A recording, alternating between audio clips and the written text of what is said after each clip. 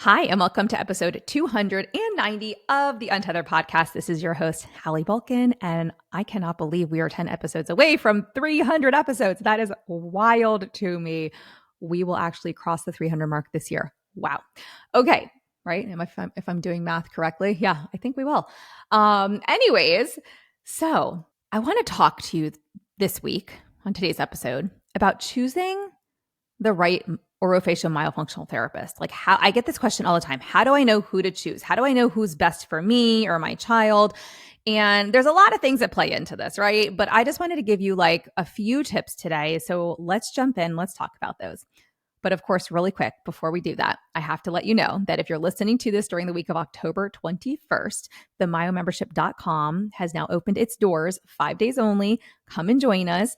This is your online study club. So if you are a therapist, then this is more geared towards you. SLP, OT, PT, RDH, dental colleagues, you are all welcome to join the Myo membership. We are your study club where you're going to get 3.5 hours of new content every month, 2-hour presentation from a colleague in the space related to myo, airway, TOTS, or a related area relevant to our specialty arena. And then you're going to get an hour and a half of study club where we have different people presenting cases. We're talking about cases. So sometimes there's one person, sometimes there's two. Either way, it is going to be lots of new, amazing content. Plus, you get access to all the old content too. You've got access to a library of research reviews, marketing materials, so many tools in there, just endless tools. We've got bonus CEUs. So right now, when you join, you'll have access to a free supervision CEU, which I know SLPs, that is something that we have to have now. You'll also get ethics and DEI CEUs, access to those as well. So tons of good stuff in there. I'm probably forgetting some really important, like we have weekly office hours. We have a 24/7 Q&A private group, which everyone says is their most favorite part of the membership. I'm sure I'm forgetting many other things, but I just wanted to share this is available to therapists that are looking to either just dip their toes in. Maybe you're an experienced and advanced therapist looking to collaborate with colleagues on cases and just like learn all things myo, airway, TOTS. Whatever it is you're seeking in the myo space, this is the community for you. So go and join us, themyomembership.com. Doors close in 5 days. If you're listening to this on October 21st, they close on October 25th. So jump in, join us. Can't wait to see you in there. The other thing I want to mention is that we do have a myo directory. The myo directory is now available. And so if you go to themyodirectory.com, we do have people still adding themselves. It is brand new. So if you're looking for a therapist, you can definitely go there, but just know that people are still adding themselves. We have a small group of people on there with more to come, but you can definitely check and see if anybody that has taken our course, see if they've added themselves to the myo directory yet. If they are certified in the certification that we offer, they will also, that will appear as well. But as I mentioned, you don't have to be certified to be a great myotherapist. So we want to just point that out. Those who are certified are pinpointed though, if that is important to you. Okay, let's get started. For real this time. Quick disclaimer, all information, content, and material of this podcast are the opinions of the speakers and is for the informational purpose only and not intended to serve as a substitute for the consultation, diagnosis, and/or medical treatment of a qualified healthcare provider.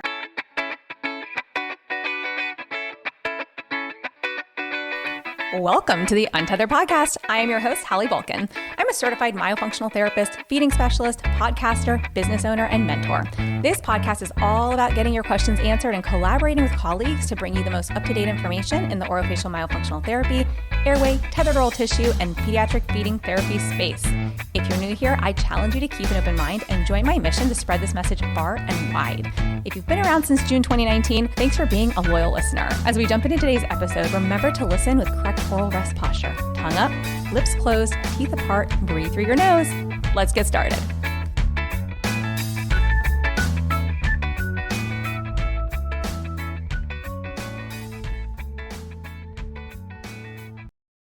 Okay, so some key factors, maybe key tips in choosing the right myotherapist for you. And truly, this can apply to any therapist. I think that we have to look at qualifications and, and licensure first and foremost, like certifications aside. And yes, I offer a certification. Like I always say, I'm the worst salesperson when it comes to selling my own certifications because I'm the first one to tell you, you don't need to be certified, but you do have to be licensed. So in order to qualify as somebody who can assess and treat myo, you have to have the proper licensure. So that's, check that box. So I mentioned some of the professions who can assess and treat orofacial myofunctional therapy: SLP, OT, PT, RDH, registered dental hygienist, dental colleagues, right? So that's who can assess and treat. Nobody else can. So if somebody else is offering these services, they are doing so without a proper licensure. They're doing so without proper qualifications. Just because someone takes a course, that does not qualify them. This is a medical type of therapy. Like as an SLP, I can give you a super bill to submit to insurance to get reimbursement for your assessment and treatment. This is medical and requires a medical license, okay? A medical licensure. And when I say medical license, it could be like in an associated field, like SLPs are not medical doctors, but what we do is medical, right? We have the license to provide medical services under our scope. So there has to be formal education that's completed in order to even get that licensure, right? So that's like step one. Easy peasy. Someone doesn't have that, don't go to them because it's a money grab. Period. End of story. And I've heard enough people say, oh, but so many people need help. And if there's just more of us, then we can get to patients faster. We can help more people. And isn't that the goal? Let me tell you, there are enough people doing this that everybody who needs myo should be able to access the help they need. And if you cannot find somebody directly, like in person in your area, there are people who offer it virtually. And if you can't find somebody who has availability virtually, then fine, maybe we do need to train more people. But my point is, I know people who are trained in myo who do not have full therapy schedules. So there's still room out there for people to be seen. We just have to help connect you with these people, right? Because then the next point is you want somebody who does have some experience. Now, yes, we all have to start somewhere. Qualifications are, critical in terms of like licensure and everything, but experience does become equally important. And so if you are new, it's okay to say to somebody like, hey, I'm new, at myo. Like when I started, I literally had my notes from my course sitting in front of me with the first family I worked with. They were actually waiting for me to come back. So this was much easier. They were waiting for me to come back and get started.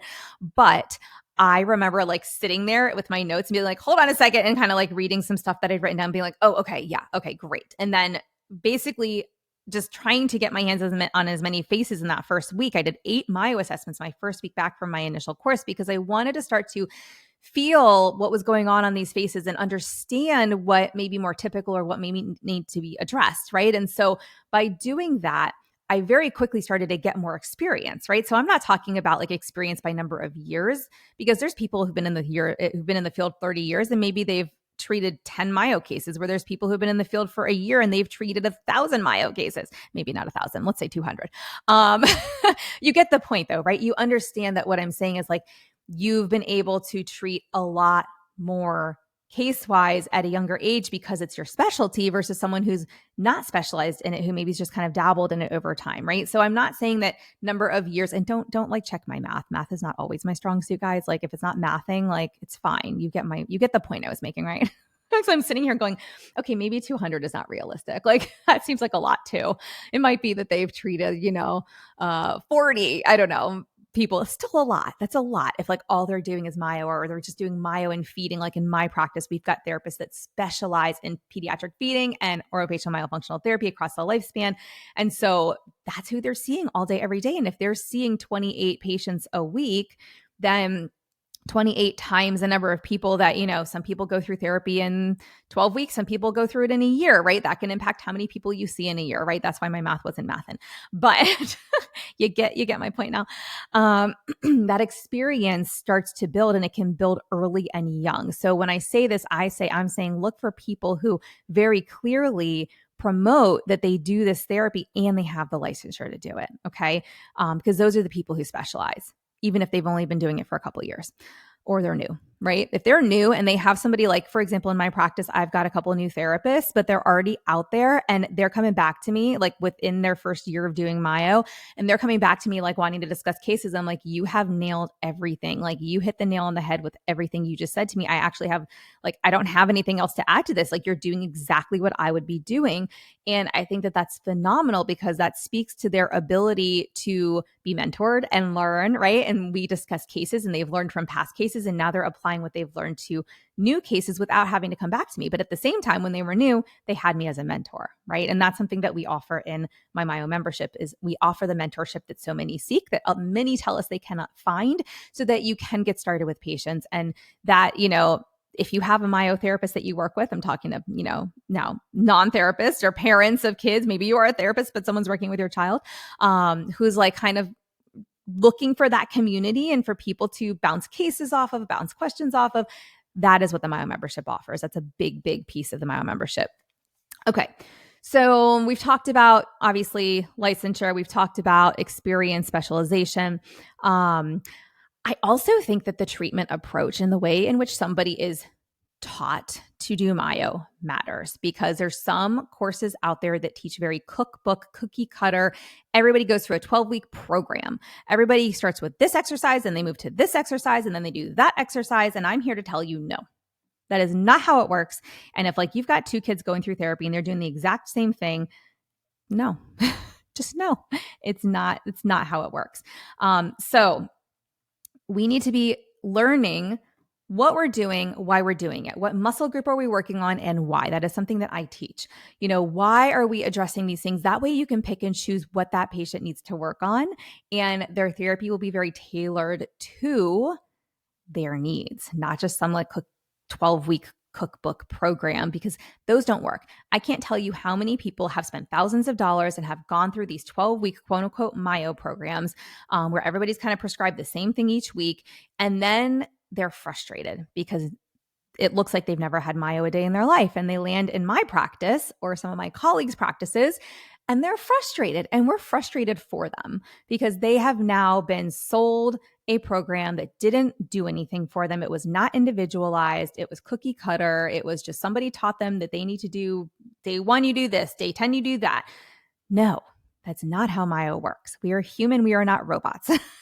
So the treatment approach matters.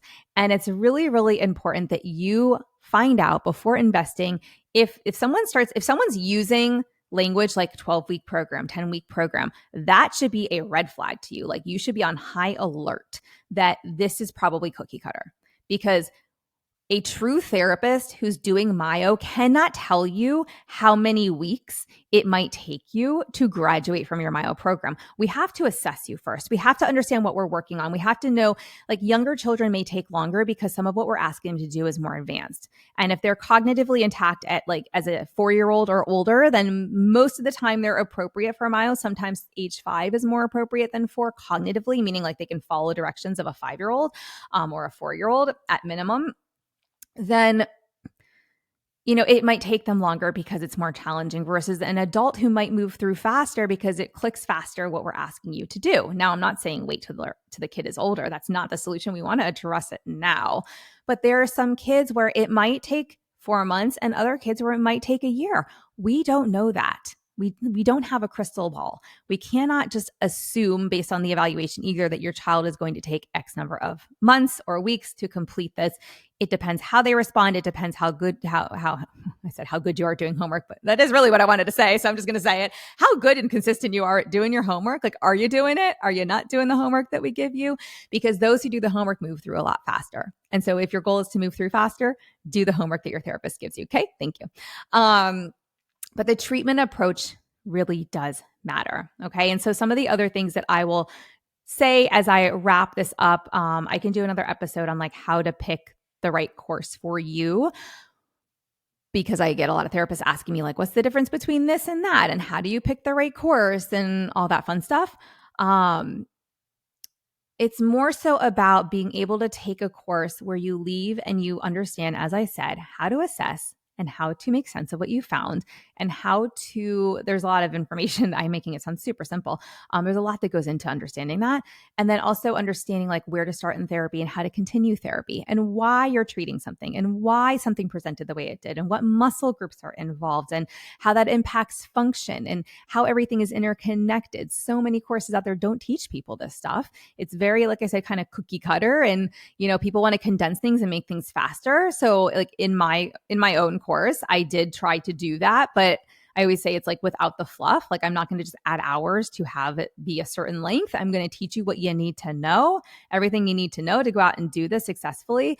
And I was just looking, and I think it's incredible because we have not like truly done like a big marketing push on this course. We're like starting that now on my Myo Method course. Like you probably don't hear me talk about that often on here. You hear me talk more about my Feed the Peds course or the Myo membership.